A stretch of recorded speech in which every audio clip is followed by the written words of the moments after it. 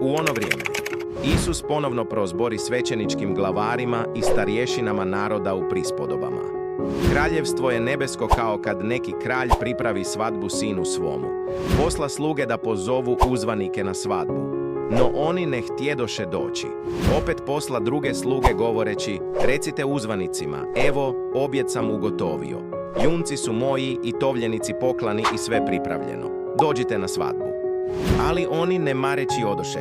Jedan na svoju njivu, drugi za svojom trgovinom. Ostali uhvate njegove sluge, zlostave ih i ubiju. Na to se kralj razgnjevi, posla svoju vojsku i pogubi ubojice, a grad im spali. Tada kaže slugama, svadba je, evo, pripravljena, ali uzvanici ne bijahu dostojni. Pođite stoga na raskršća i koga god nađete, pozovite na svadbu. Sluge iziđoše na putove i sabraše sve koje nađoše, i zle i dobre.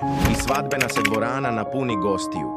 Kad kralj uđe pogledati goste, spazi ondje čovjeka koji ne bijaše odjeven u svadbeno ruho, kaže mu, prijatelju, kako si ovamo ušao bez svadbenoga ruha?